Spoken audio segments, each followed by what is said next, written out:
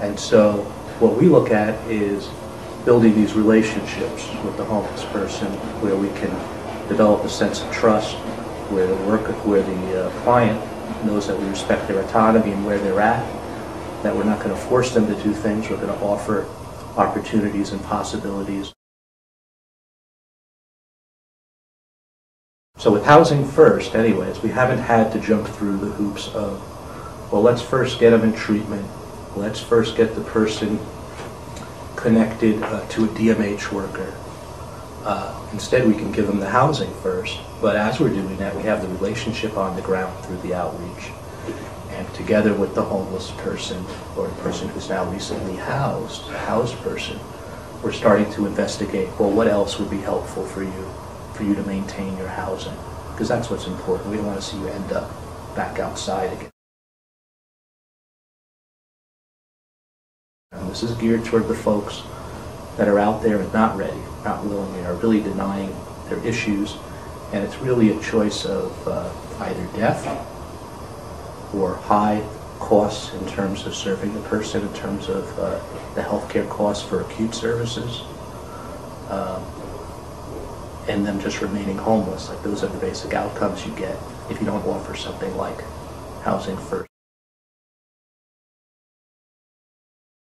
We say that when this person gets into housing, the reasonable accommodation can be that they'll come with a set of services, because we know they may not be perfect tenants. We know there's some issues that might arise, whether it's interpersonal issues, whether it's health issues that the person just is going to need more help once they're in there, whether it's mediation that's needed between that person and the landlord, whether it's somehow guaranteeing that they pay their rent, whether it's taking care of property.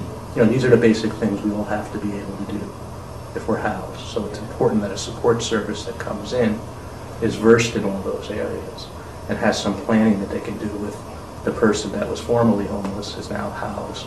And you have some safety plans, you got some contact numbers, the landlord knows who to reach when there's a problem.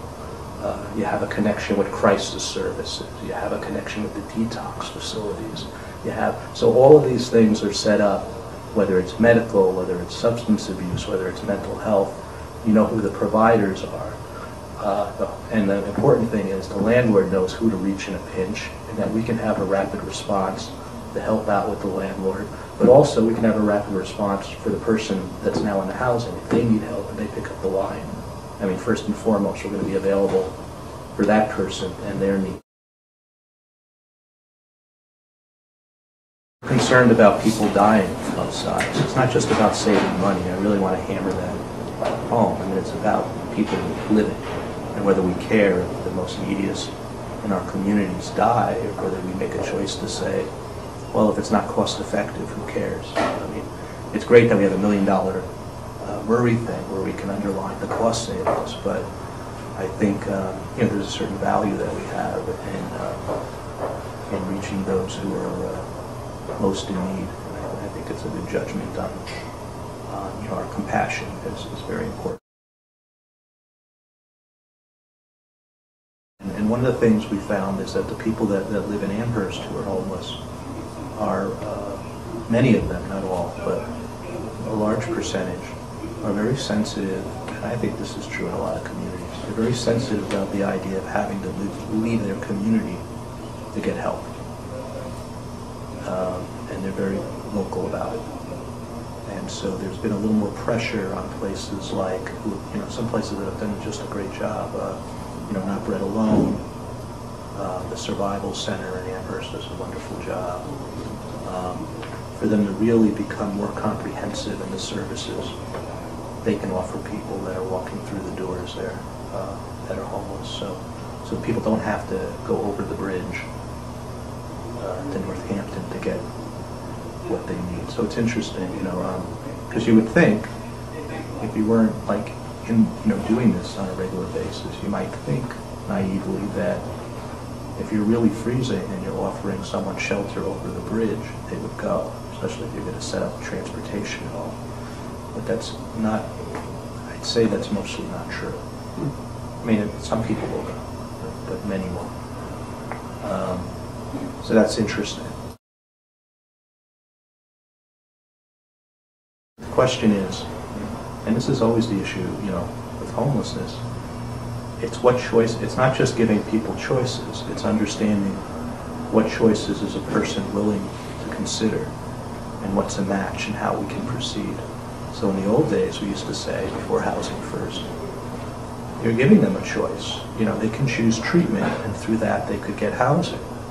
And that's, you know, maybe that's tough love or something like that. But, you know, as years go by and people die, and some people never come in, and you meet people who are 6 years, 10 years, 15 years homeless, and starting to say, well, wait a minute, there's a little problem with this way of thinking.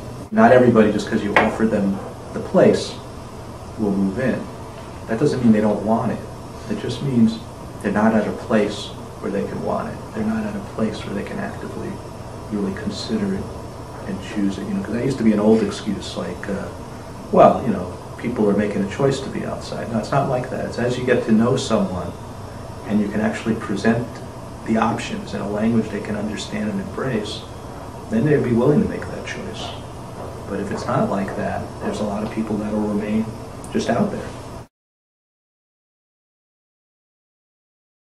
We're trying to get away from the idea that any one place is a magnet, because that would be the excuse. People say, oh, I don't want to be a magnet, I don't want all the homeless people to come here. We want to get away from that and get more toward, let's have every place take on some responsibility, and then maybe we can actually begin reducing the chronic homeless numbers. And it's not a matter of one place being a magnet, because every place is involved.